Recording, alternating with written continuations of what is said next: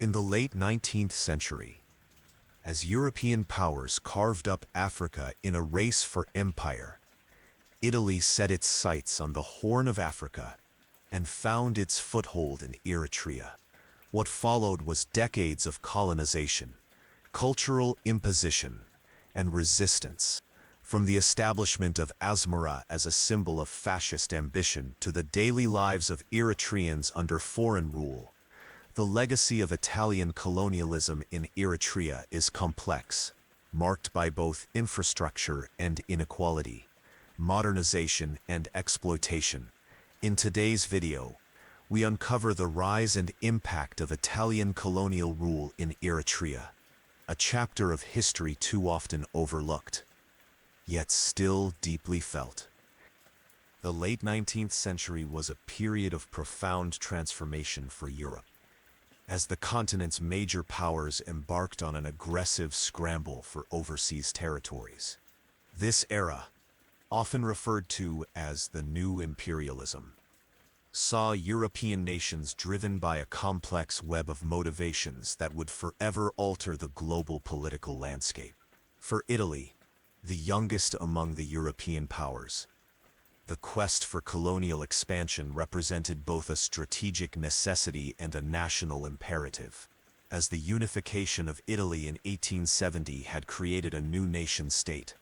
The country found itself lagging behind its European counterparts in terms of imperial possessions. This perceived deficiency became particularly acute as Britain, France, and Germany rapidly expanded their colonial empires across Africa and Asia. Italy's decision to focus its colonial ambitions on Eritrea emerged from a combination of geographical proximity and strategic considerations. The Red Sea coast, with its vital shipping lanes and proximity to the Suez Canal, presented an irresistible opportunity for establishing a foothold in East Africa.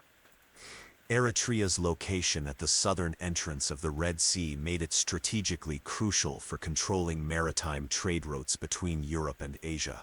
Moreover, the region's relatively accessible coastline and established ports offered practical advantages for military and commercial operations.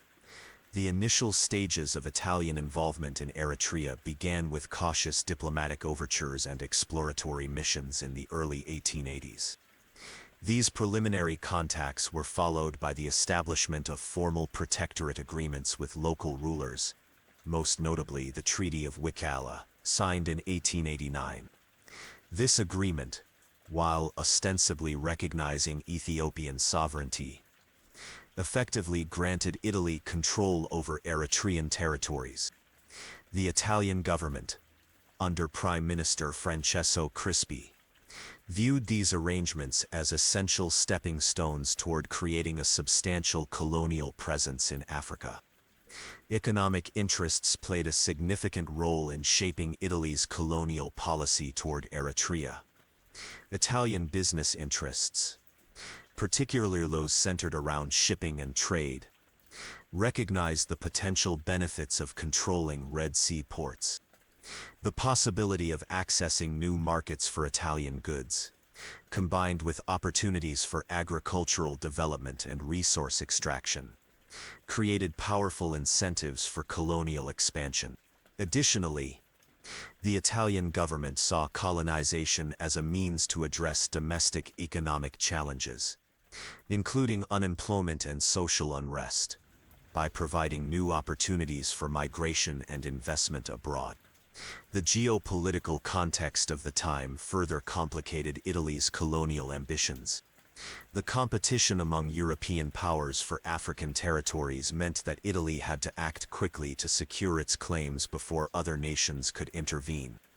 The Berlin Conference of 1884-1885, which attempted to regulate European colonization and trade in Africa, created both opportunities and constraints for Italian expansion.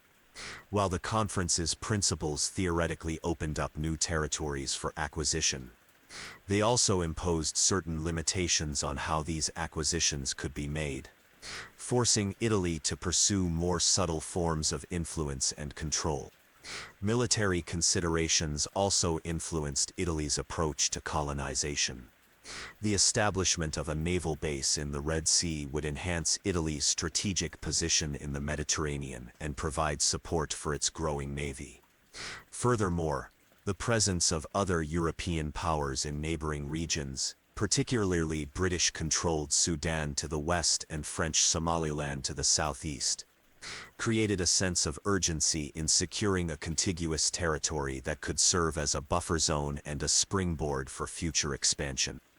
As Italy prepared to formally establish its colonial administration in Eritrea, the stage was set for what would become one of the most significant chapters in both Italian and African history. The initial period of Italian engagement with Eritrea reflected a careful balance between diplomatic maneuvering, economic ambition, and strategic calculation.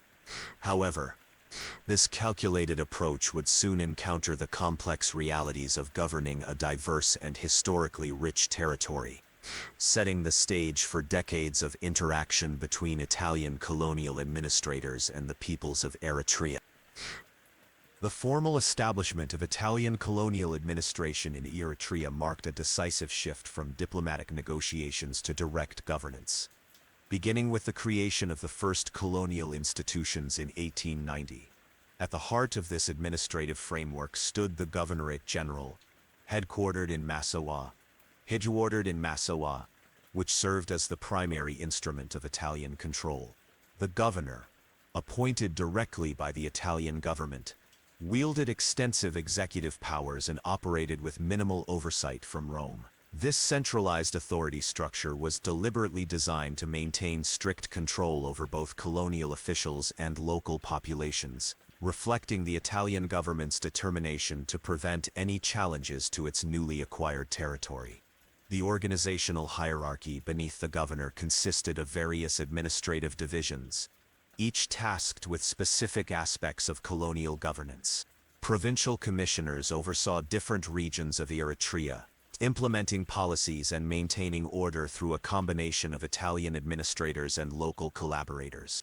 These commissioners operated out of newly established administrative centers in key locations such as Asmara, Keren, and Agordat, gradually transforming these towns into hubs of colonial power. The Italian administration also established specialized departments responsible for finance, public works, health, and education, though these services primarily served the needs of the colonial apparatus rather than the local population. Perhaps the most visible symbol of Italian authority was the colonial police force, known as the Carabinieri. This paramilitary organization, modeled after similar forces in Italy, served multiple functions within the colonial state. Beyond maintaining public order, the Carabinieri acted as intelligence gatherers, tax collectors, and enforcers of colonial policies. Their presence throughout Eritrea, often in fortified posts, helped project Italian power into even remote areas of the colony. The force's dual role as both police and military unit reflected the blurred lines between civil administration and military occupation that characterized Italian colonial rule. Infrastructure development became another critical component of Italian colonial strategy, serving both practical and symbolic purposes. The construction of roads, telegraph lines, and administrative buildings not only facilitated colonial control but also demonstrated the technological superiority of Italian civilization. The port facilities at Massawa underwent significant modernization, transforming the ancient trading center into a modern colonial hub. These infrastructure projects, however, were primarily designed to support colonial administration and facilitate resource extraction rather than promote broad-based economic development. The Italian legal system in Eritrea operated through a complex hierarchy of courts that applied different sets of laws depending on the status of the litigants. Italian citizens fell under Italian civil and criminal law, while a separate code governed interactions between Italians and Eritreans. Local customary law continued to apply in disputes among Eritreans themselves, though increasingly subject to Italian oversight and modification. This legal pluralism created a confusing and often contradictory judicial environment, where justice frequently depended more on one's status than the merits of a case. Education policy revealed the fundamental paradoxes of Italian colonial administration. While the Italian government established schools to educate both Italians and select Eritreans, access to education remained highly restricted and stratified. Italian-only schools provided comprehensive education, while indigenous schools focused primarily on basic literacy and vocational training. The curriculum in these schools emphasized Italian language instruction and cultural values, serving as a tool for cultural assimilation while simultaneously reinforcing racial hierarchies. Economic administration took the form of a hybrid system that combined direct government control with private enterprise. The colonial government maintained monopolies on certain key sectors, particularly salt production and banking, while granting concessions to Italian companies in others. This economic arrangement favored Italian business interests and ensured that the benefits of colonial exploitation flowed primarily back to Italy. The introduction of new taxation systems, including head taxes and market fees, created additional burdens on the local population while generating revenue for the colonial state. Social control mechanisms extended beyond formal institutions to encompass various forms of surveillance and regulation. The colonial government implemented past systems, curfews, and restrictions on movement that severely limited the freedom of Eritrean subjects. Traditional leadership structures were co-opted or replaced with appointed chiefs who owed their authority to the colonial administration. This systematic undermining of existing power relationships helped consolidate Italian control while creating new dependencies on colonial authorities. The Italian colonial administration also invested heavily in propaganda efforts to legitimize its rule. Official publications, exhibitions, and cultural events promoted the narrative of Italian civilizing mission, portraying colonial rule as beneficial to the local population. These efforts sought to justify the colonial enterprise both domestically in Italy and internationally, while simultaneously attempting to win the hearts and minds of Eritreans through selective displays of benevolence and modernization. Despite the elaborate administrative structures and sophisticated control mechanisms, the Italian colonial apparatus in Eritrea faced numerous challenges from its earliest days: resistance from local populations, logistical difficulties in governing a geographically diverse territory, and the high costs of maintaining colonial rule, all tested the resilience of the system. Nevertheless, the foundations laid during this period would shape the trajectory of Italian colonialism in Eritrea for decades to come, establishing patterns of governance and social organization that would prove remarkably persistent despite their inherent contradictions. The physical transformation of Eritrea under Italian colonial rule represented one of the most ambitious infrastructure programs undertaken by any European power in Africa. Beginning in the mid-1890s, Italian engineers and architects embarked on an unprecedented campaign to reshape the colony's landscape, creating a network of transportation, the communication, and urban infrastructure that would fundamentally alter Eritrean society. This massive undertaking, spanning nearly 4 decades, resulted in the construction of over 2,000 kilometers of roads, 300 kilometers of railways, 300 kilometers of railways, dozens of bridges, and hundreds of public buildings that still stand today as testament to the scale of Italian investment.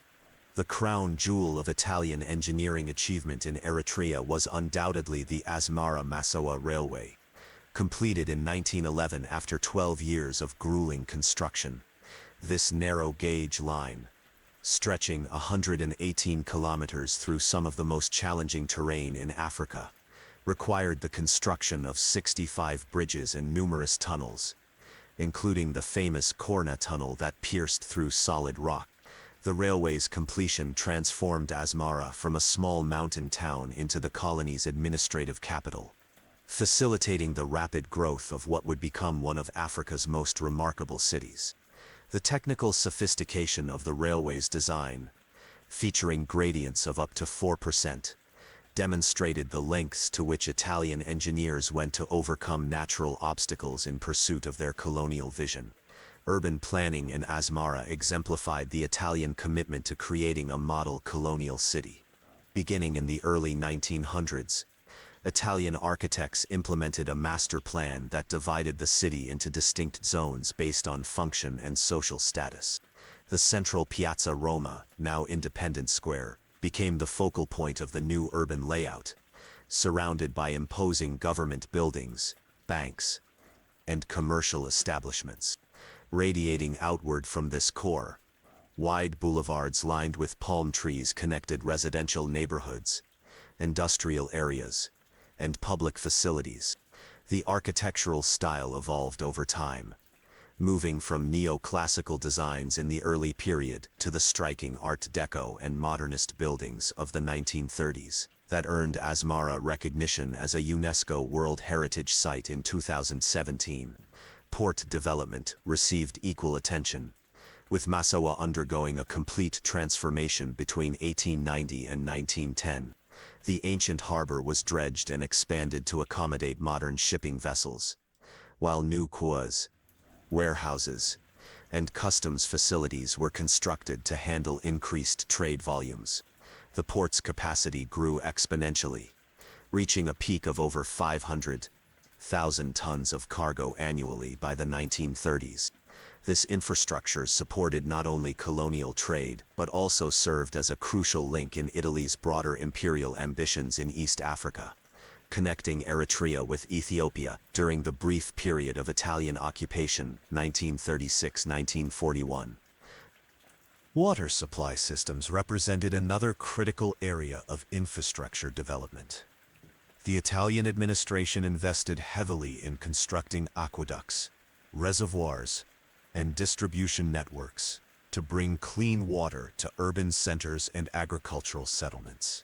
The most impressive of these projects was the Mai Nefi Aqueduct, completed in 1913, which carried water over 30 kilometers from the highlands to Asmara. Similar systems were developed for Massawa and other major towns, dramatically improving public health conditions and enabling further urban growth. The road network that spread across Eritrea proved equally transformative.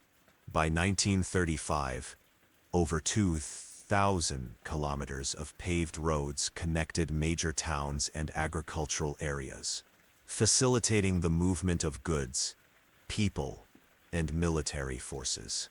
These roads, built using advanced engineering techniques and materials imported from Italy, featured drainage systems, culverts, and regular maintenance schedules that ensured their longevity. The construction of these routes often required extensive labor mobilization, with thousands of Eritrean workers employed in road-building projects throughout the colonial period. Public building programs extended beyond administrative and commercial structures to include hospitals, schools, churches, and other civic institutions. The Italian government constructed over 100 public buildings between 1890 and 1940, many of which incorporated innovative design features adapted to Eritrea's climate. Hospitals, like the Ospedale Italiano in Asmara, introduced modern medical facilities and practices to the region, while educational institutions ranged from elementary schools to technical colleges that trained both Italian settlers and select Eritrean students in various trades and professions. Telecommunications infrastructure developed alongside physical transportation networks, with the installation of telephone lines, telegraph stations, and postal facilities throughout the colony. By 1930, Eritrea boasted one of the most extensive communications networks in sub-Saharan Africa, connecting major towns with direct links to Italy via undersea cables.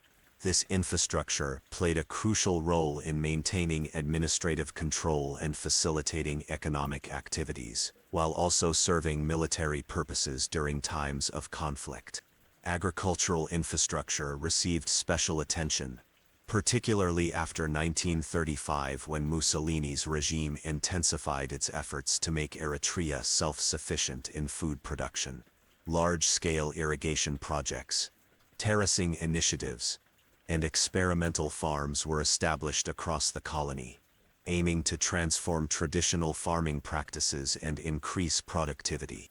The construction of storage facilities, processing plants, and marketing centers supported these agricultural developments, creating a more integrated and commercially oriented farming sector. The impact of these infrastructure projects extended far beyond their immediate technical functions. They reshaped social relationships, altered settlement patterns, and created new economic opportunities, while simultaneously displacing traditional ways of life. The concentration of resources in urban centers and along transportation corridors led to significant demographic shifts, with many Eritreans migrating from rural areas to seek work in construction projects or related service industries. This process of urbanization and economic transformation would have lasting effects on Eritrean society, laying the groundwork for future development, while also entrenching patterns of inequality and dependency. The Italian colonial economy in Eritrea operated through a sophisticated system of resource extraction and agricultural development that fundamentally reshaped the colony's economic landscape. At its core lay a dual-purpose strategy to generate wealth for the Italian state and private investors, while simultaneously creating a self-sustaining colonial economy that could support further expansion. This economic agenda unfolded through three primary channels: large-scale plantation agriculture, mining operations, and the integration of Eritrea into global commodity chains. Plantation agriculture emerged as the centerpiece of Italian economic policy, particularly after 1935 when Mussolini's regime intensified its efforts to transform Eritrea into a major producer of cash crops. The Italian government established vast agricultural estates, known as Aziende Agricole, covering over 210,000 hectares of prime land. These plantations specialized in crops with high export value, including cotton, sisal, coffee, and fruits for canning. The largest of these operations, such as the Società Agricola Italo-Eritrea, employed thousands of workers and utilized modern agricultural techniques imported from Italy. Mechanical plowing, chemical fertilizers, and scientific crop rotation methods dramatically increased yields while permanently altering traditional farming practices. Mining operations, particularly in the western lowlands and coastal regions, represented another crucial pillar of the colonial economy. Italian companies extracted various minerals, with potash from the Danakil Depression proving especially valuable. The Società Mineraria Coloniale Italiana developed extensive mining facilities, constructing processing plants and transportation infrastructure to support extraction activities. Salt production along the Red Sea coast became another major industry, with Italian companies gaining monopoly control over this vital resource. The mining sector's growth necessitated significant labor mobilization, leading to the establishment of company towns and worker camps that housed thousands of Eritrean miners and their families. The integration of Eritrea into global commodity chains manifested through the development of specialized export-oriented industries. Cotton cultivation, for instance, became closely tied to textile manufacturing in Italy, with raw cotton shipped directly to Italian mills. Similarly, sisal production supplied rope-making factories in Genoa and Naples, while canned fruits from Eritrean plantations found markets throughout Europe. This economic interdependence created a pattern of dependency that benefited Italian manufacturers while limiting Eritrea's ability to develop its own processing industries. The colonial government actively promoted these export sectors through preferential tariffs, subsidies, and marketing assistance. Labor relations within the colonial economy reflected the racial hierarchies and economic imperatives of Italian rule. A rigidly stratified wage system paid Italian managers and technicians significantly higher salaries than their Eritrean counterparts, regardless of skill level or responsibility. Contract labor systems bound thousands of Eritrean workers to plantations and mines through indebtedness and restrictive mobility regulations. The colonial government implemented pass laws and registration requirements that effectively controlled Eritrean labor movements, ensuring a steady supply of workers for Italian enterprises while preventing the formation of independent labor organizations. Financial institutions played a crucial role in maintaining colonial economic control. The Banca d'Italia established branches throughout Eritrea, providing credit to Italian businesses while strictly regulating local financial activities. The dual currency system emerged, with Italian lire used for official transactions and larger purchases, while traditional currencies circulated informally for smaller exchanges. Banking regulations favored Italian investors and merchants, requiring substantial capital reserves and collateral that effectively excluded Eritrean entrepreneurs from formal financial markets. The colonial government's agricultural policies profoundly affected traditional farming communities. Land expropriation programs transferred millions of hectares from local ownership to Italian control, though often through dubious legal processes or outright confiscation. Traditional pastoralist communities faced particular hardship as grazing lands were converted to plantation agriculture or reserved for Italian settlers. The introduction of new land tenure systems disrupted centuries-old patterns of communal land use and inheritance, creating social tensions that persist to this day. The economic diversification efforts included attempts to develop manufacturing and processing industries within Eritrea. The Italian companies established textile mills, food processing plants, and construction material factories, particularly in Asmara and Massawa. These enterprises primarily served the local colonial market, producing goods for Italian settlers and the colonial administration, though while creating some employment opportunities for skilled Eritrean workers, these industries remained tightly controlled by Italian capital and management, with little prospect for independent Eritrean entrepreneurship. The impact of these economic transformations reached deep into Eritrean society. Thousands of families migrated from rural areas to work in plantations, the mines, or urban industries, creating new patterns of settlement and social organization. Traditional crafts and small-scale industries declined as mass-produced Italian goods flooded the market, while artisanal skills gave way to wage labor in colonial enterprises. The colonial economy's emphasis on export-oriented production and foreign investment left little room for developing indigenous economic institutions or fostering sustainable local development. Transportation infrastructure, particularly the railway and road networks, served primarily to facilitate the movement of colonial goods, rather than promote balanced regional development. Major ports handled increasing volumes of exports while importing manufactured goods from Italy, creating a classic colonial trade pattern of raw materials flowing out and finished products flowing in. This economic structure not only generated wealth for Italian investors, but also reinforced Eritrea's subordinate position within the global economy. The environmental consequences of colonial economic policies became increasingly apparent over time. Intensive agricultural practices led to soil degradation and deforestation, while mining operations contaminated water sources and destroyed local ecosystems.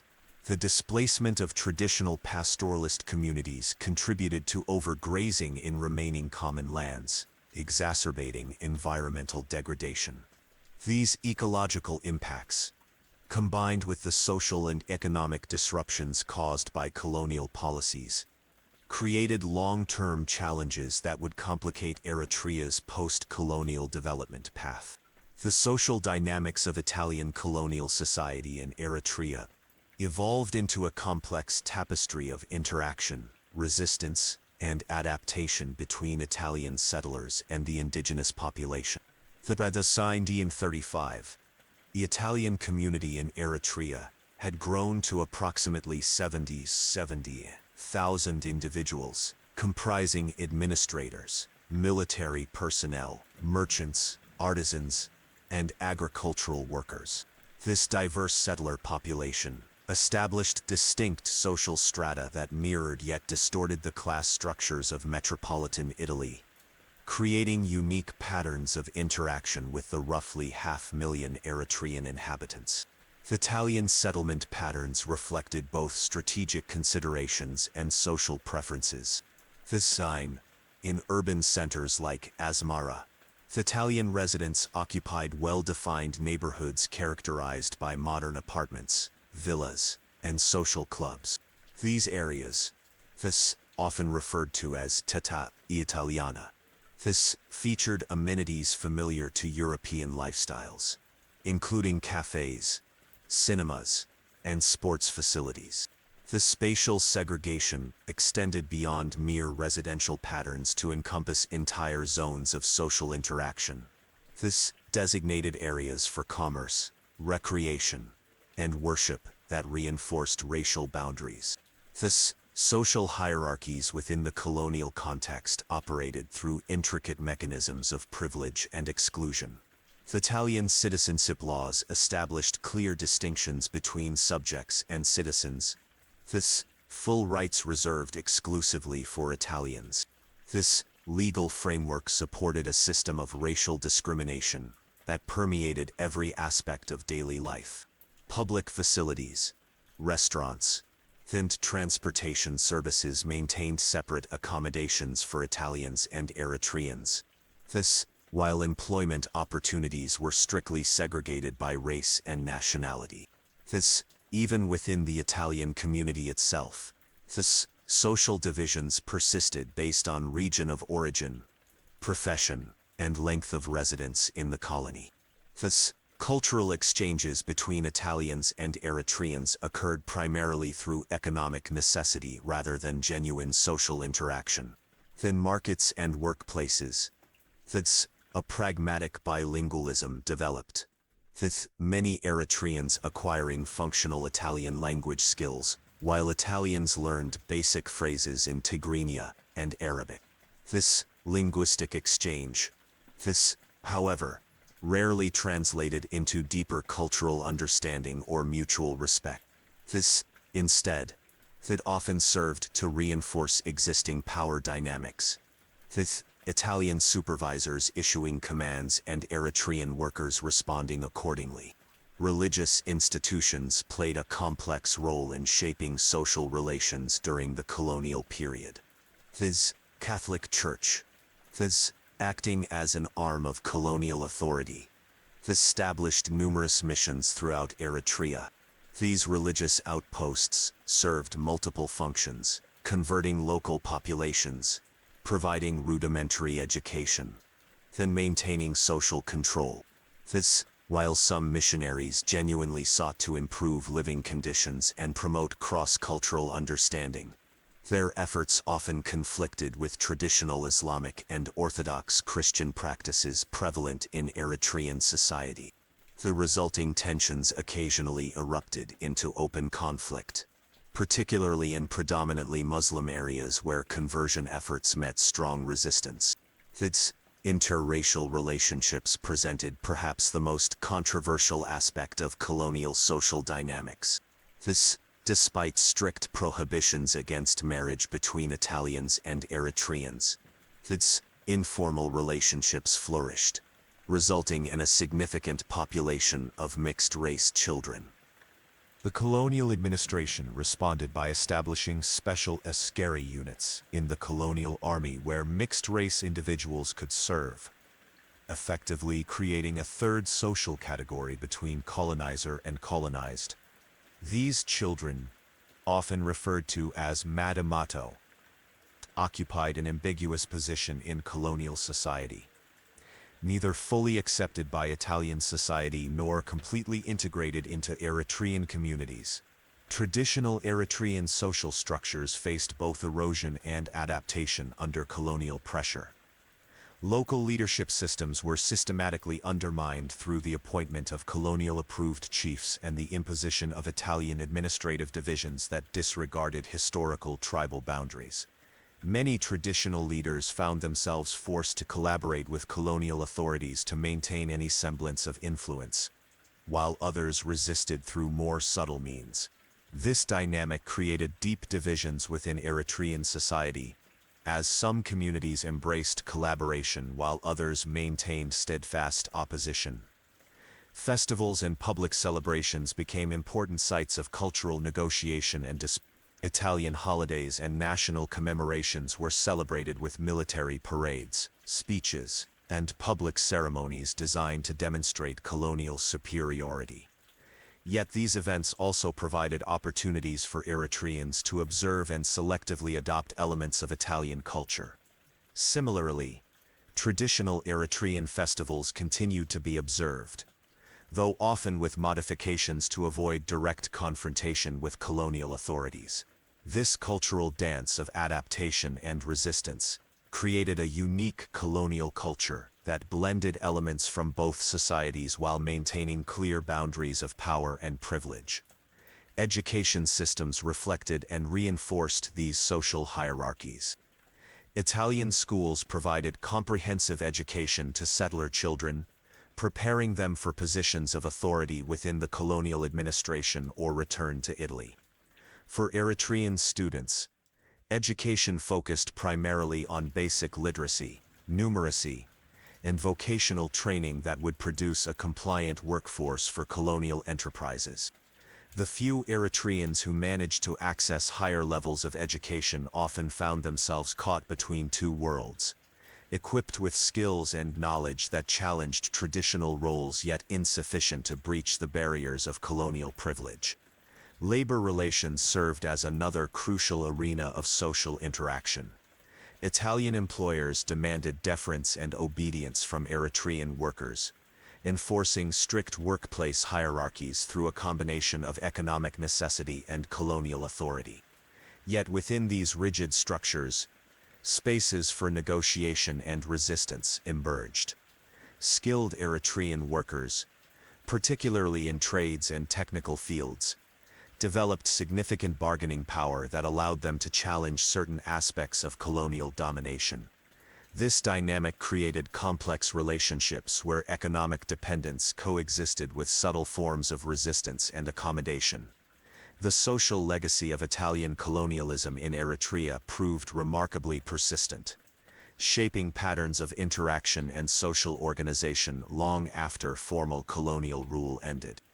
The infrastructure of social control established during this period, including racial hierarchies, spatial segregation, and institutionalized discrimination, left deep imprints on Eritrean society.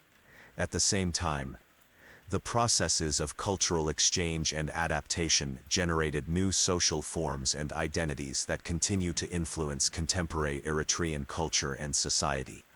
The history of resistance against Italian colonial rule in Eritrea unfolds as a complex narrative of evolving tactics, shifting alliances, and escalating repression. From the earliest days of Italian occupation, various forms of opposition emerged, ranging from spontaneous uprisings to organized political movements. These resistance efforts can be broadly categorized into three distinct phases. Initial armed resistance, 1890–1910. Organized nationalist movements, 1910–1935. And mass mobilization against fascism, 1935. Each phase witnessed increasingly sophisticated strategies of both resistance and repression, reflecting the growing stakes of colonial control and opposition. The first phase of resistance began almost immediately after Italian forces secured control of Massawa in 1885. Local leaders, particularly in the highlands and western lowlands, organized armed campaigns against colonial troops. Notable among these was the rebellion led by Bata Hagos in 1894, which temporarily captured the town of Halai before being suppressed by Italian forces. These early uprisings typically involved traditional warrior bands using conventional weapons and tactics, which proved largely ineffective against modern Italian military technology. The colonial response was swift and brutal, involving punitive expeditions that destroyed villages, confiscated livestock, and executed suspected rebels. Between 1890 and 1910, Italian forces conducted over 30 major military campaigns against resistant communities, leaving deep scars in Eritrean collective memory. The second phase of resistance saw the emergence of more organized political movements as educated Eritreans began forming associations and networks to challenge colonial rule. Thendi, the founding of the Maberfikri Hagar, Love of Country Association in 1911, marked a significant turning point, representing the first attempt to create a national political organization. This period also witnessed the rise of influential figures such as Woldieb Woldemariam, who used his position as editor of the newspaper Il Progresso to criticize colonial policies while promoting Eritrean interests. The Italian colonial administration responded by implementing stringent press censorship laws in 1913 and establishing a network of informants to monitor political activities. These measures forced many activists underground while driving others to seek support from Ethiopian intellectuals and Arab nationalists in neighboring countries. The fascist period, 1935-1941, marked the most intense phase of both resistance and repression. Mussolini's regime implemented harsh racial laws in 1937 that explicitly denied Eritreans basic human rights and citizenship privileges. These measures galvanized opposition across all social classes, leading to the formation of secret resistance cells in urban centers and coordinated sabotage operations in rural areas. The Partito Nazionale Eritrea, Eritrean National Party, founded in 1938, represented the most sophisticated attempt to organize anti-colonial resistance during this period. Operating under extreme duress, the party members developed elaborate codes and communication networks to evade detection by colonial authorities. Colonial repression during the fascist era reached unprecedented levels of brutality. The colonial government established special tribunals that operated outside normal legal procedures, allowing for summary executions and indefinite detention without trial. The notorious carcery, special prisons in Nakora Island became synonymous with torture and disappearances, housing thousands of political prisoners under inhumane conditions. Italian security forces developed sophisticated counterinsurgency techniques, including divide-and-rule strategies that exploited ethnic and religious divisions within Eritrean society.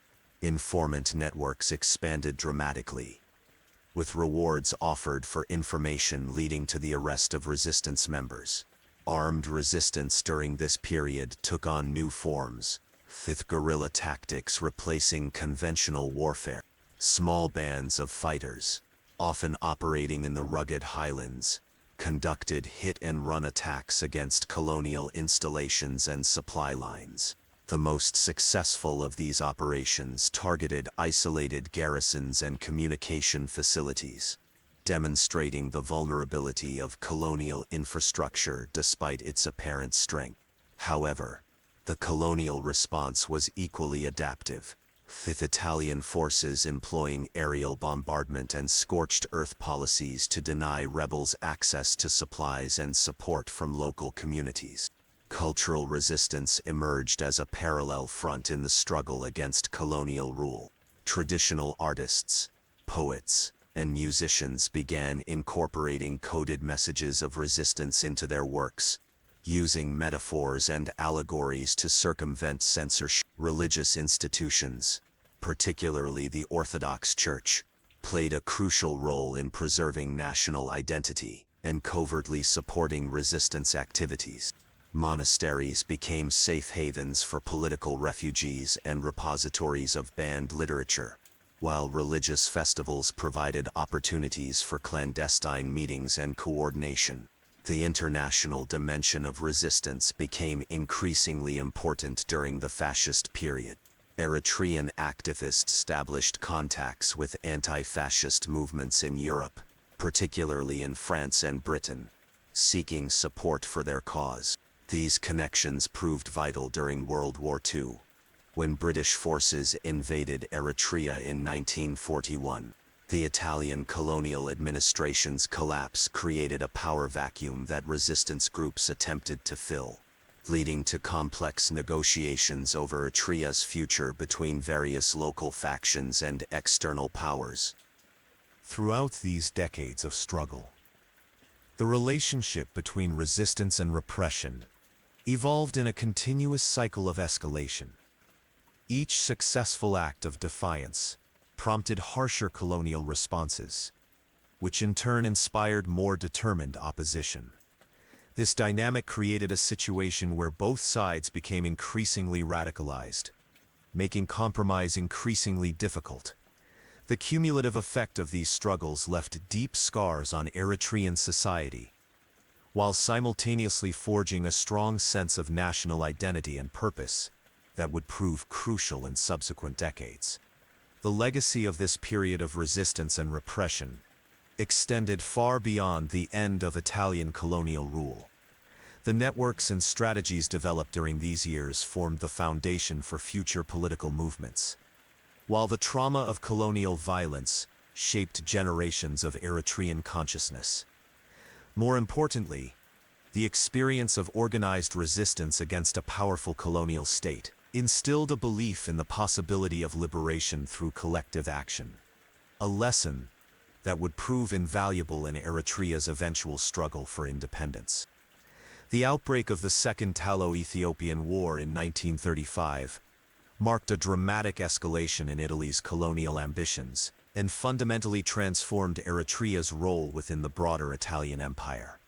What had previously been a peripheral colonial possession suddenly became the primary staging ground for Mussolini's grandiose plans to create a new Roman Empire in Africa. This strategic reorientation brought unprecedented changes to Eritrea's military infrastructure, economic priorities, and social fabric. As the colony transitioned from a relatively stable administrative territory to a militarized frontier zone at the heart of Italy's imperial ambitions. The militarization of Eritrea began long before the official declaration of war, with the Italian government investing heavily in expanding existing military installations and constructing new facilities throughout the colony. Between 1933 and 1935, the number of Italian troops stationed in Eritrea tripled, reaching over 100,000 by October 1935. Massive military bases sprang up in strategic locations, including Asmara, Massawa, and Keren, while the colonial road network was upgraded to support heavy military traffic. The Asmara-Massawa Railway, previously operating at near capacity, underwent emergency modifications to handle increased freight loads, including the installation of additional tracks and loading facilities. Eritrea's ports, particularly Massawa, underwent complete transformation into military supply hubs. New docking facilities, warehouses, and fuel depots appeared seemingly overnight, while anti-aircraft batteries and coastal defense systems ringed the harbor. The port's capacity expanded dramatically, handling up to 1,000 tons of military supplies daily by late 1935. Civilian shipping virtually ceased as military transports dominated maritime traffic, bringing not only troops and equipment, but also thousands of Italian civilians recruited for various support roles in the war effort. The economic impact of the conflict on Eritrea proved both disruptive and transformative. Agricultural production shifted dramatically towards supporting military needs, with many plantations redirected to grow food crops for the Italian army. The colonial government implemented strict rationing systems and price controls to ensure adequate supplies for military operations, while maintaining stability in civilian markets. New industries emerged to support the war effort, including munitions workshops, uniform factories, and vehicle repair facilities, creating thousands of jobs but also intensifying labor exploitation. Social changes accompanying the militarization of Eritrea profoundly affected both Italian settlers and the indigenous population. The influx of Italian military personnel and support staff doubled the colony's Italian population virtually overnight, creating severe housing shortages and straining urban infrastructure. Temporary camps and hastily constructed barracks spread across the countryside, while existing Italian neighborhoods expanded rapidly with new construction. This sudden population surge exacerbated existing social tensions and accelerated the implementation of racial segregation policies.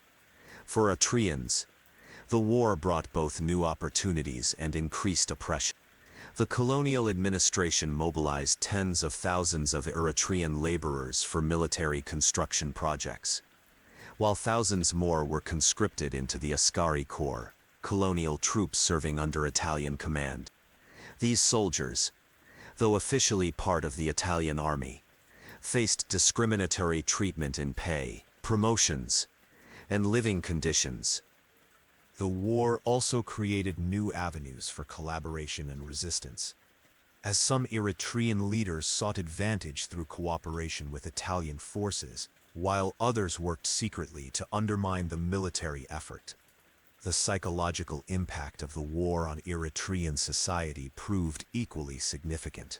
Continuous military exercises, air raids, and troop movements created an atmosphere of permanent tension and uncertainty.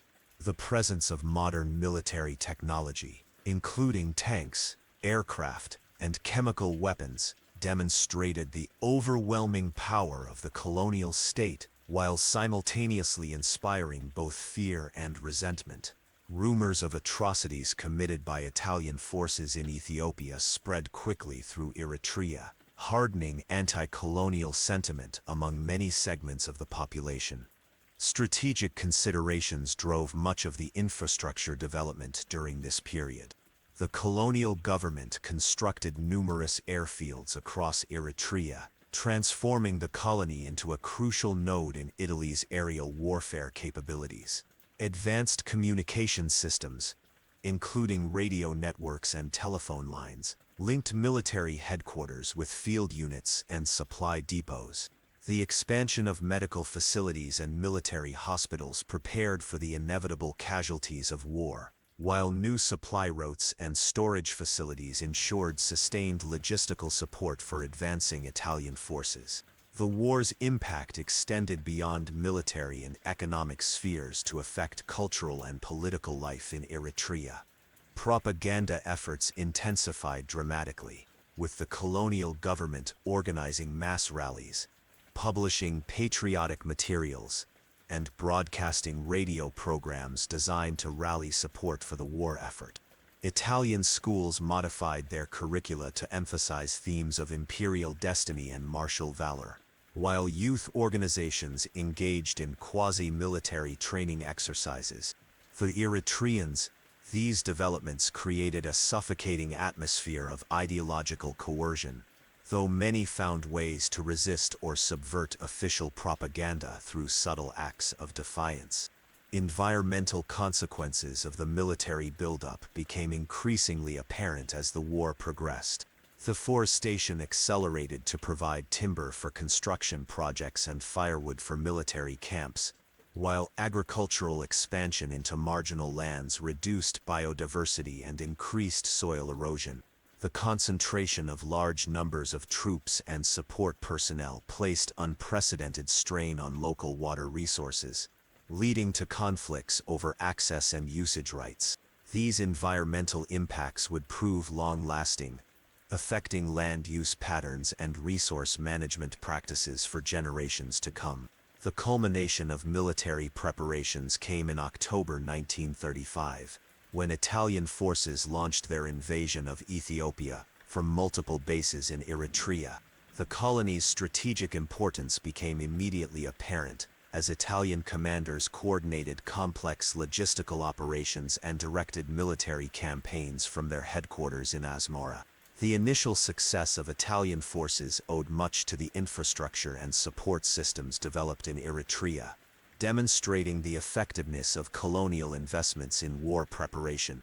However, this apparent triumph masked the deep social and economic distortions that would continue to affect Eritrea long after the guns fell silent.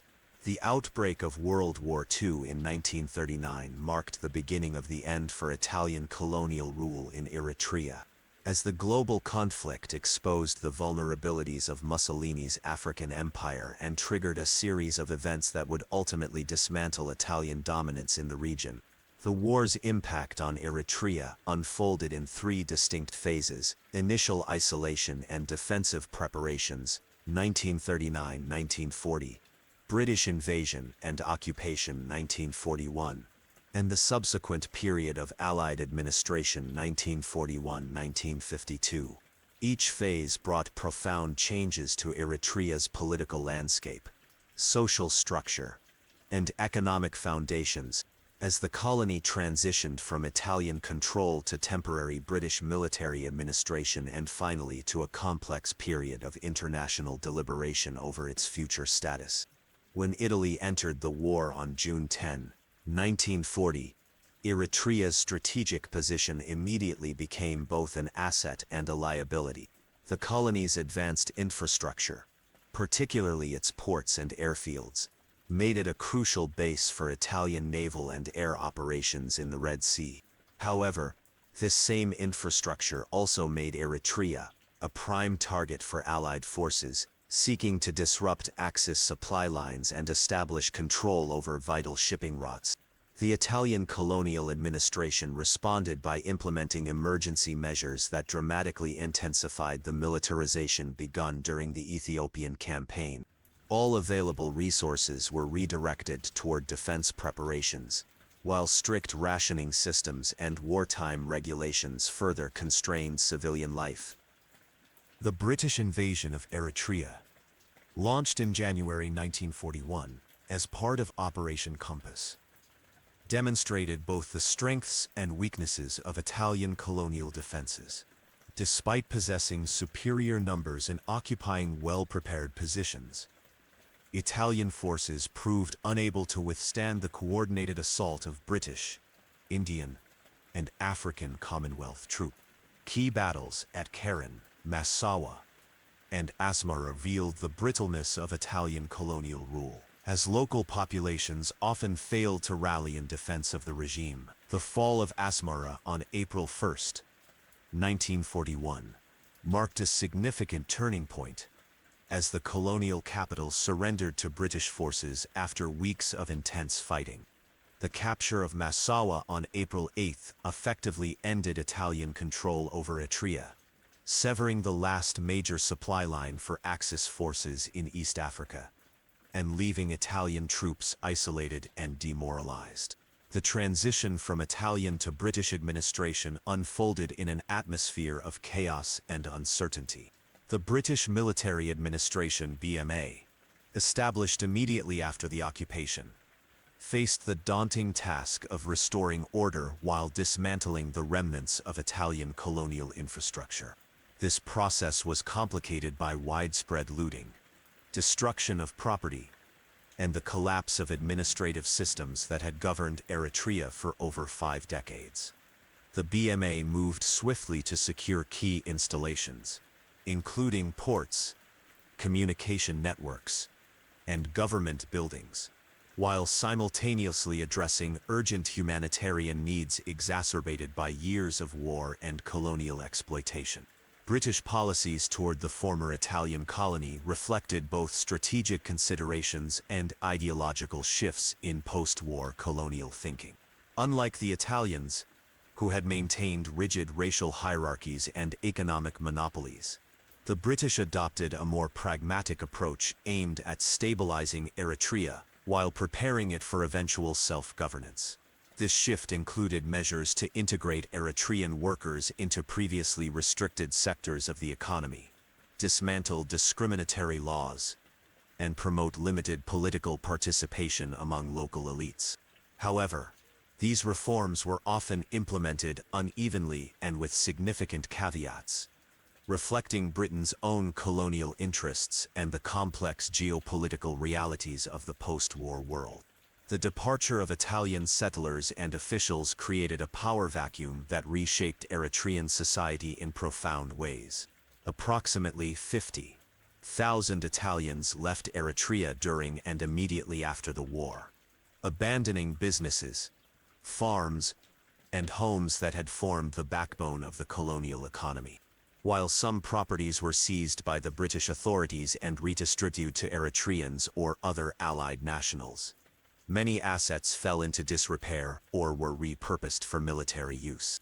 The sudden withdrawal of Italian technical expertise also disrupted industries and services that had relied heavily on European management, leading to temporary declines in productivity and efficiency.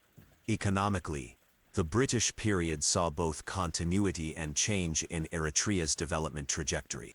Key sectors such as agriculture, mining, and port operations continued to function, albeit under new management and with different priorities.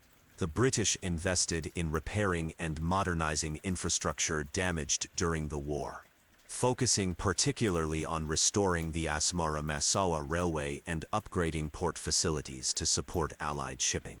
At the same time, they introduced market-oriented reforms aimed at reducing state control over the economy and encouraging private enterprise. These changes laid the groundwork for a more diversified economic base, but also exposed Eritrea to the volatility of global markets. Socially, the end of Italian rule brought both opportunities and challenges for Eritreans. For the first time in decades, Eritreans occupied prominent positions in government, business, and civil society, challenging the racial hierarchies that had defined colonial life. Educational institutions expanded to accommodate growing numbers of Eritrean students, while new opportunities emerged in fields such as journalism, law, and public administration. However, these gains were tempered by persistent inequalities and the lingering effects of colonial exploitation, which left many communities struggling to adapt to the rapid changes underway. Politically, the British period marked the emergence of organized nationalist movements that would shape Eritrea's future trajectory. Groups such as the Liberal Progressive Party, LPP, and the Muslim League began advocating for greater autonomy and self-determination, drawing inspiration from anti-colonial struggles elsewhere in Africa and Asia.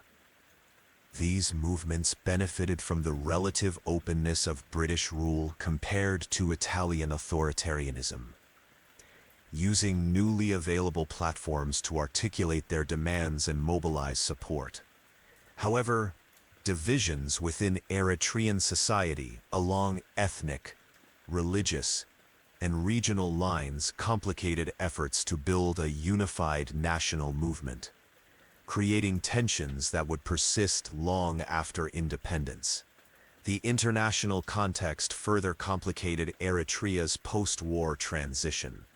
The United Nations' involvement in determining Eritrea's future status highlighted the shifting dynamics of global power in the aftermath of World War II. Debates over whether Eritrea should be granted independence, integrated into Ethiopia, or placed under continued trusteeship reflected broader tensions between decolonization and Cold War geopolitics. The eventual decision to federate Eritrea with Ethiopia in 1952, while ostensibly granting Eritrea autonomy, set the stage for future conflicts and underscored the limitations of self-determination in the post-war era. Culturally, the British period witnessed a renaissance of Eritrean identity and expression, as communities sought to reclaim and redefine their heritage in the wake of colonial rule. Traditional arts, music, and literature experienced a revival, often blending indigenous forms with influences absorbed during the colonial era. This cultural reawakening served as both a form of resistance against external domination and a means of fostering unity among diverse groups within Eritrea. Festivals, publications, and public gatherings became important venues for articulating shared aspirations and building solidarity across ethnic and religious divides. The environmental impact of the war and its aftermath added another layer of complexity to Eritrea's recovery. Years of conflict had degraded natural resources, disrupted traditional land use practices, and accelerated urbanization, particularly around major cities like Asmara and Massawa. Efforts to address these issues during the British period were constrained by limited resources and competing priorities, leaving many environmental challenges unresolved. Nevertheless, the experience of wartime mobilization and reconstruction planted seeds for future initiatives aimed at sustainable development and resource management. The time British administration gave way to federation with Ethiopia in 1952. Eritrea had undergone profound transformations that would shape its trajectory for decades to come. The collapse of Italian colonial power had opened new possibilities for political, social, and economic development, even as it exposed deep-seated challenges rooted in centuries of external domination. The legacy of this tumultuous period marked by war, occupation, and contested sovereignty continued to resonate in Eritrea's ongoing struggle for self-determination and national identity. The architectural imprint of Italian colonialism stands as one of the most visible and enduring legacies in Eritrea, transforming the country's urban landscape into a unique blend of African tradition and European modernity. Nowhere is this fusion more apparent than in Asmara, whose remarkable preservation of early 20th century architecture earned it UNESCO World Heritage status in 2017. The city's boulevards showcase an extraordinary collection of Art Deco, rationalist, and futurist buildings that reflect the ambitions of Italian colonial planners while incorporating adaptations to local climate and culture. The iconic Fiat de Hierro service station, designed in 1938 by Giuseppe Petazzi, exemplifies this architectural synthesis, with its aerodynamic wings inspired by airplane design, yet perfectly suited to shade vehicles from the African sun. Beyond individual structures, the Italian influence manifests in the very fabric of Eritrea's urban planning. The grid-like street patterns, zoning regulations, and public spaces introduced during the colonial period continue to define the organization of Eritrean cities. These urban designs, while originally intended to reinforce colonial control, have proven remarkably adaptable to modern needs. The integration of traditional Eritrean elements, such as courtyards and ventilation systems, into European architectural styles, demonstrates how local builders subtly modified imported designs to better suit their environment and cultural preferences. The linguistic legacy of Italian colonialism presents a more complex and controversial dimension of cultural influence. While Italian remains widely understood among older generations and retains a presence in certain professional fields, its role has diminished significantly since independence. Nevertheless, Italian loanwords persist in everyday Tigrinya vocabulary, particularly in areas related to food, construction, and administration. More importantly, the colonial period established Italian as a lingua franca that facilitated communication between different ethnic groups, a function that continues to influence language policy decisions today. Educational systems bear perhaps the most profound mark of Italian colonial influence: the hierarchical structure of schools, emphasizing technical and vocational training alongside basic education, reflects colonial priorities that have proven difficult to reform completely. Many of Eritrea's oldest educational institutions, including the Asmara Technical School and the Catholic Mission Schools, maintain aspects of their colonial-era organization and curriculum. The emphasis on discipline, punctuality, and standardized testing, characteristics of Italian educational philosophy, continue to shape pedagogical approaches throughout the country. In the realm of cuisine, Italian colonial influence has become deeply embedded in Eritrean culinary traditions. The introduction of pasta, pizza, and espresso created new dining customs that have been enthusiastically embraced and adapted by local populations. Cafes, once exclusive domains of Italian colonists, now serve as vibrant social hubs where traditional Eritrean coffee ceremonies coexist with cappuccino culture. This culinary fusion extends beyond mere adoption, as Eritreans have innovatively combined Italian ingredients and techniques with indigenous spices and cooking methods to create distinctive dishes that reflect their hybrid heritage. Transportation infrastructure represents another lasting colonial legacy that continues to shape Eritrea's development. The Asmara-Massawa Railway, though currently operational only in parts, remains a crucial link between the highlands and the coast, while the extensive road network facilitates internal trade and movement. Ports and airports developed during the colonial period provide the foundation for Eritrea's contemporary transportation system. Though maintenance and modernization challenges persist, the engineering solutions devised to overcome Eritrea's challenging terrain, including tunnels, bridges, and terraced roads, serve as models for current infrastructure projects.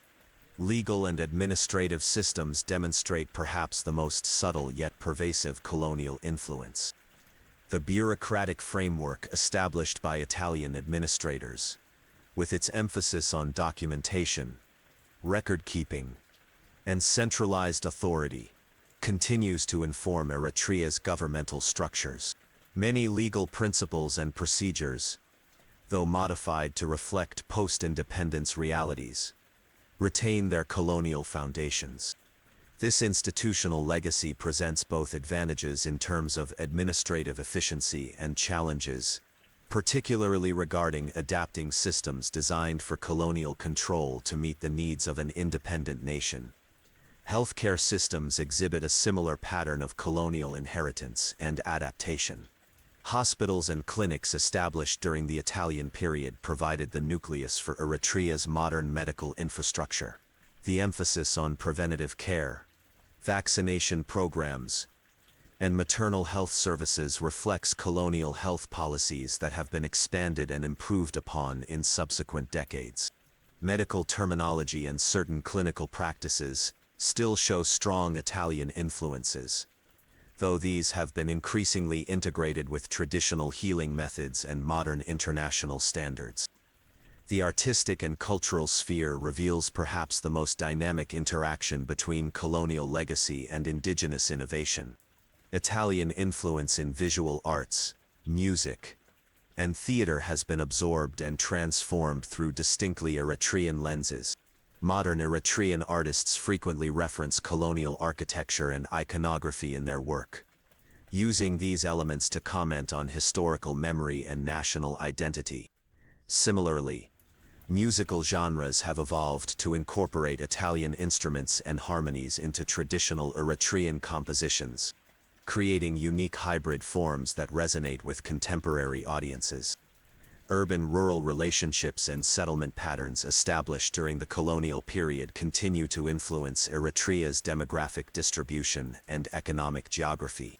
The concentration of resources and infrastructure in urban centers, particularly along transportation corridors, reflects colonial investment strategies that have proven difficult to modify. This spatial inequality poses ongoing challenges for rural development and regional integration, though recent government initiatives aim to address these historical imbalances through targeted investments in peripheral areas.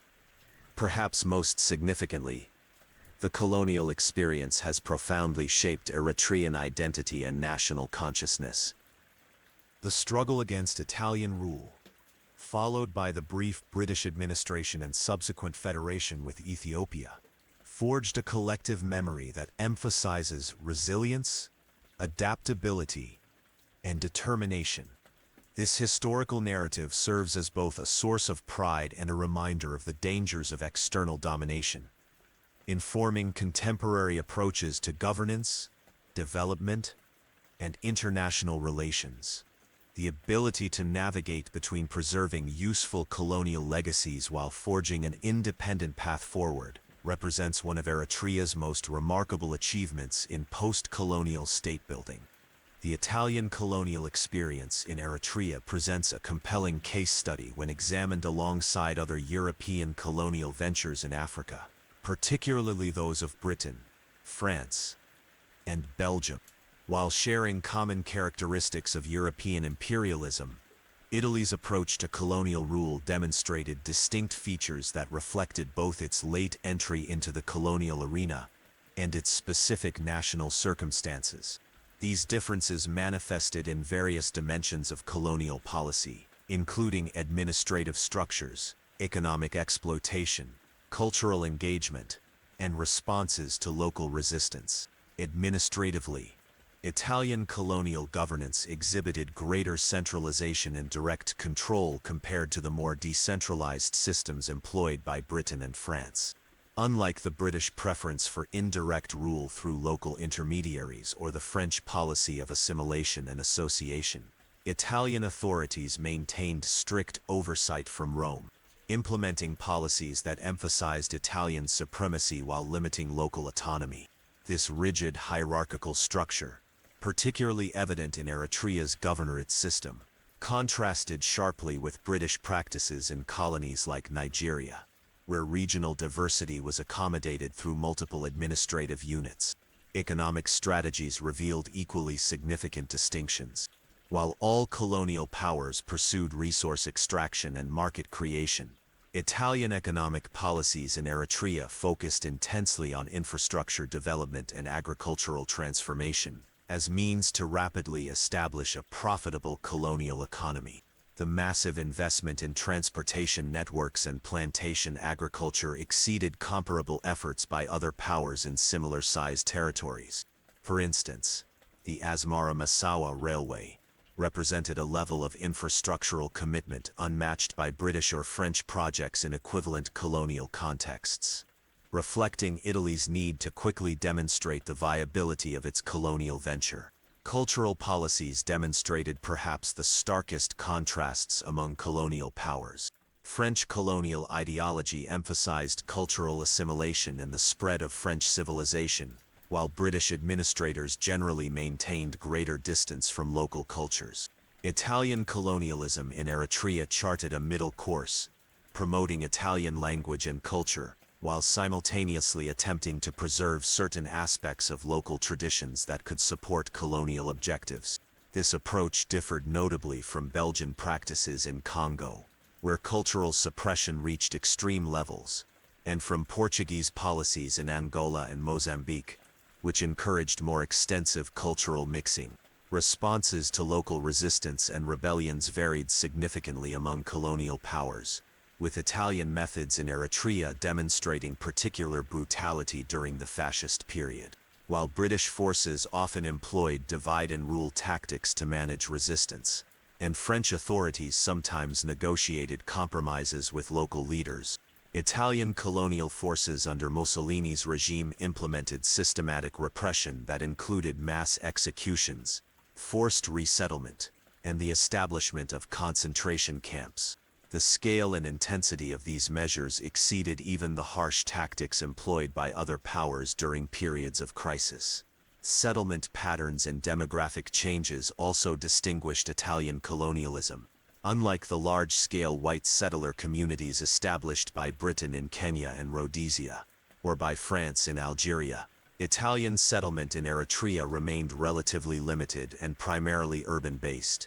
This reflected both Italy's smaller population base and its later arrival to colonial competition, which constrained its ability to populate colonies extensively. The resulting social dynamics in Eritrea differed markedly from settler colonies like South Africa or Algeria, where racial hierarchies became deeply entrenched through large white populations. Economic structures and labor systems revealed additional contrasts. While British colonies often developed extractive economies focused on single commodities, and French territories emphasized integration into metropolitan economic networks, Italian Eritrea pursued a more diversified economic model. This included simultaneous development of agriculture, mining, manufacturing, and services, aiming to create a self-sustaining colonial economy. The labor regimes implemented to support this model combined elements of corvée labor, contract systems, and wage employment in ways that distinguish them from the more rigid systems employed by other colonial powers. Infrastructure development strategies showed varying priorities among colonial administrations. British investments typically focused on railways and ports to facilitate resource extraction, while French projects often emphasized administrative centers and educational facilities. Italian colonial authorities in Eritrea pursued an unusually comprehensive approach, developing parallel systems of transportation, communication, and urban infrastructure that aimed to transform the entire colonial space, rather than merely exploiting specific resources or regions. Cultural preservation and transformation policies demonstrated different emphases among colonial powers. While French authorities sought to replace local cultures with French civilization, and British administrators generally maintained greater distance from indigenous traditions, Italian colonial officials in Eritrea adopted a selective approach. They promoted Italian culture and institutions while simultaneously preserving certain local customs that could support colonial objectives. This strategy resulted in a unique cultural hybridity that differed from the more binary cultural relationships established in other colonial contexts. Military and security policies reflected varying approaches to maintaining colonial control.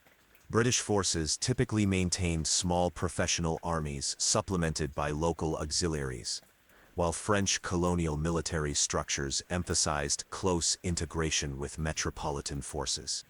Italian colonial security arrangements in Eritrea evolved through distinct phases, from initial reliance on Italian troops to the development of specialized colonial units like the Askari Corps, representing a unique approach to managing military needs and local collaboration. Environmental management and resource exploitation demonstrated different priorities and methods among colonial powers. British and French authorities often focused on specific resources or agricultural products, while Italian colonial policy in Eritrea pursued more comprehensive environmental transformation. This included extensive irrigation projects, forest management schemes, and attempts to alter traditional land use patterns through systematic planning and regulation, resulting in more profound ecological impacts than typically observed under other colonial regimes. These comparative perspectives reveal that while Italian colonialism in Eritrea shared fundamental characteristics with other European colonial ventures, its specific manifestations reflected Italy's unique position in the imperial hierarchy, its historical circumstances, and its particular colonial ambitions. The resulting colonial experience in Eritrea demonstrates both the commonalities of European imperialism and the distinctive features that made Italian colonial rule a singular historical phenomenon within the broader context of African colonial history. The interpretation and commemoration of Italian colonial history in Eritrea have evolved through complex trajectories within both Italian and Eritrean societies, reflecting ongoing negotiations between historical accountability and national identity formation. In contemporary Italy, academic discourse and public memory of the colonial period have gradually shifted from initial silence and denial to more nuanced recognition of colonial crimes and their lasting impacts. This transformation gained momentum in the 1990s, coinciding with broader European discussions about colonial legacies and historical responsibilities. Italian scholars have produced extensive research documenting the brutal realities of colonial rule, particularly during the fascist period, while museums and cultural institutions have begun incorporating colonial history into their programming. Italian government policies regarding colonial history have demonstrated ambivalence and gradual progress. The 2008 parliamentary resolution acknowledging Italy's colonial crimes marked a significant milestone, though critics argue that official apologies remain insufficient and lack concrete reparations. Recent initiatives, such as the establishment of memorial sites and educational programs focusing on colonial history, represent tentative steps toward greater accountability. However, political debates about colonial monuments and street names continue to expose deep divisions within Italian society, particularly regarding how to balance historical preservation with ethical considerations. Within Eritrea, the memory of Italian colonialism manifests through multiple layers of interpretation and utilization. The post-independence government has strategically employed colonial heritage as a tool for nation-building, emphasizing resistance narratives, while selectively preserving colonial infrastructure as symbols of modernization.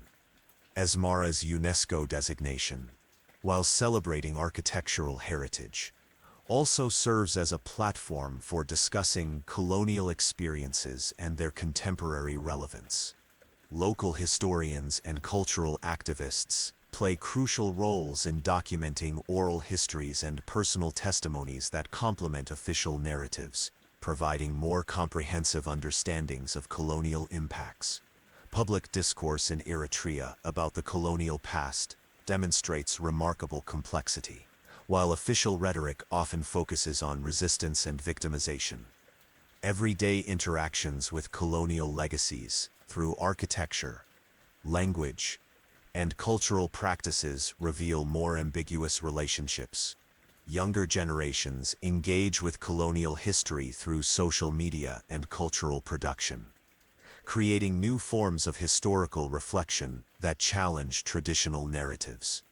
This generational shift suggests evolving attitudes toward colonial heritage, moving beyond simplistic dichotomies of oppression and resistance toward more sophisticated analyses of cultural hybridity and historical continuity.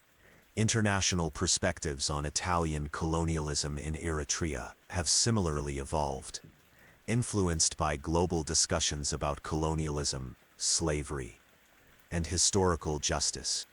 Academic conferences, documentary films, and international exhibitions have contributed to raising awareness about Eritrea's colonial experience within broader frameworks of African and world history. These initiatives often emphasize comparative approaches, placing Italian colonialism in Eritrea alongside other colonial experiences, while highlighting its unique characteristics. Such international attention helps contextualize Eritrea's historical development within global patterns of colonial encounter and decolonization. Educational systems in both countries reflect contrasting approaches to teaching colonial history. Italian curricula have gradually incorporated more critical perspectives on colonialism, though coverage remains inconsistent across regions and institutions. In Eritrea, colonial history forms part of national education programs, emphasizing anti-colonial struggle and national liberation while downplaying certain aspects of colonial influence. These differing pedagogical approaches shape how new generations understand their shared history, influencing cross-cultural perceptions and diplomatic relations between the two nations. Cultural diplomacy has emerged as an important arena for addressing colonial legacies. Joint projects between Italian and Eritrean institutions, including restoration work on colonial-era buildings and collaborative historical research, create spaces for dialogue and mutual understanding. These initiatives often navigate sensitive issues of ownership, responsibility, and interpretation, requiring careful negotiation between different historical perspectives and political imperatives. The success of such collaborations depends heavily on maintaining balanced approaches that respect both historical accuracy and contemporary sensitivities. Media representations of Italian colonial history in Eritrea have become increasingly sophisticated, moving beyond simplistic narratives of victimhood or triumphalism. Documentaries, feature films, and television series produced in both countries explore complex themes of power, identity, and memory, reaching wider audiences and stimulating public discussion. These cultural productions often generate controversy, particularly when dealing with sensitive topics such as violence, collaboration, or cultural appropriation. But they contribute to keeping colonial history relevant in contemporary discourse. The tourism industry plays a significant role in shaping perceptions of colonial heritage, particularly in Asmara. Guided tours, museum exhibits, and cultural events present colonial history through carefully curated narratives that balance historical accuracy with tourist appeal. This commercialization of colonial memory raises important questions about authenticity, representation, and the commodification of historical trauma, while simultaneously providing economic benefits and employment opportunities for local communities. Commemorative practices surrounding colonial history demonstrate varying degrees of maturity and sensitivity. Official ceremonies marking historical anniversaries often focus on themes of liberation and national pride, while grassroots initiatives explore more personal and community-specific memories of colonial experiences. These diverse approaches to remembering and interpreting the colonial past reflect broader societal trends toward acknowledging historical complexity and embracing multiple perspectives on shared history. The ongoing process of reckoning with colonial history in both Italy and Eritrea highlights the challenges of confronting difficult pasts while building constructive relationships for the future. As new generations engage with colonial legacies through innovative forms of historical inquiry and cultural expression, possibilities emerge for more inclusive and meaningful interpretations of this shared history. These evolving approaches suggest that while complete reconciliation may remain elusive, sustained dialogue and mutual engagement can foster greater understanding and cooperation between former colonial powers and their former subjects. The Italian colonial experience in Eritrea offers profound insights into the complex dynamics of colonial encounters and their enduring impacts on both colonizer and colonized societies. This historical episode underscores several critical lessons about the nature of colonial power, its mechanisms of control, and its long-term consequences for post-colonial development. Perhaps most significantly, it demonstrates how colonial rule creates interdependent yet asymmetrical relationships that leave lasting imprints on economic, social, and cultural systems long after formal colonial structures have dissolved. One of the most striking revelations from studying Italian colonialism in Eritrea concerns the paradoxical nature of colonial modernization. While Italian authorities invested heavily in infrastructure and urban development, These improvements primarily served colonial interests rather than fostering sustainable local development. The sophisticated transportation networks, modern cities, and advanced administrative systems created during the colonial period proved remarkably durable, yet their original purpose of facilitating colonial control meant they required significant adaptation for post-colonial use. This duality of colonial infrastructure, simultaneously enabling and constraining development, highlights the complex legacy of colonial modernization efforts and suggests caution in evaluating their supposed benefits. The experience of Italian colonial rule also illuminates the intricate relationship between economic exploitation and social transformation. The colonial economy's emphasis on resource extraction and export-oriented production created patterns of dependency that proved remarkably resilient. Even after independence, Eritrea struggled to diversify its economy beyond colonial-era structures, demonstrating how colonial economic policies can lock former colonies into specific development paths. This persistence of colonial economic frameworks challenges simplistic narratives of post-colonial economic autonomy and suggests the need for more fundamental restructuring to achieve genuine economic sovereignty. Cultural interactions under Italian colonialism reveal the complex processes of cultural exchange and adaptation that characterize colonial encounters. Rather than simple imposition or resistance, the Italian-Eritrean cultural relationship evolved through multiple layers of negotiation, appropriation, and transformation. The resulting cultural hybridity demonstrates how colonial rule can simultaneously suppress and stimulate cultural innovation, creating new forms of identity and expression that complicate straightforward narratives of cultural loss or preservation. This complexity suggests the importance of recognizing and valuing the multiple cultural legacies that emerge from colonial encounters. The mechanisms of colonial control employed in Eritrea offer valuable lessons about the nature of power and resistance. The sophisticated apparatus of surveillance, segregation, and social engineering developed by Italian authorities proved both effective and vulnerable. While these systems maintained colonial dominance for decades, they also generated sophisticated forms of resistance and adaptation that ultimately contributed to colonial collapse. This dynamic illustrates how mechanisms of control can inadvertently create conditions for resistance and transformation, suggesting the inherent instability of colonial power structures despite their apparent strength. The post-colonial experience in Eritrea demonstrates the challenges of navigating colonial legacies while pursuing national development.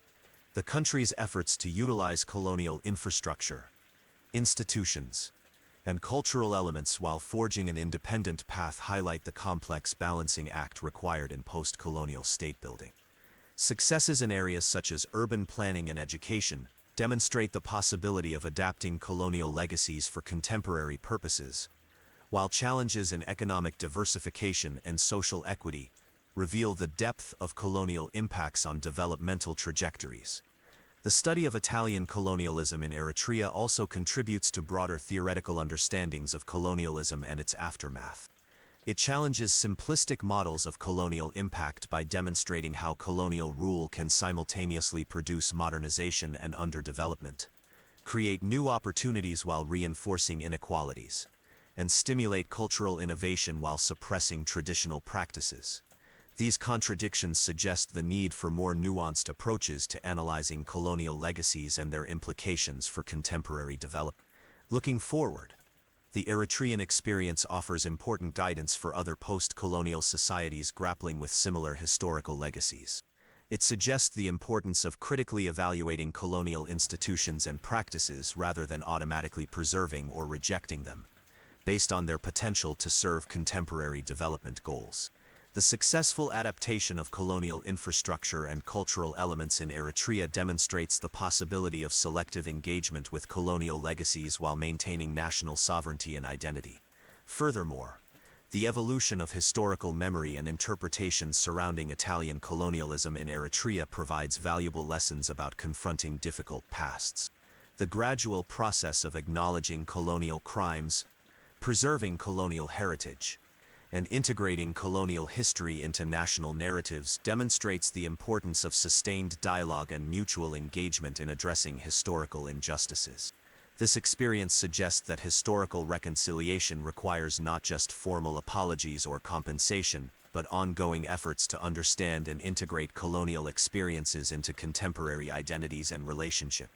The study of Italian colonialism in Eritrea ultimately underscores the complexity and persistence of colonial impacts while affirming the possibility of transformative change.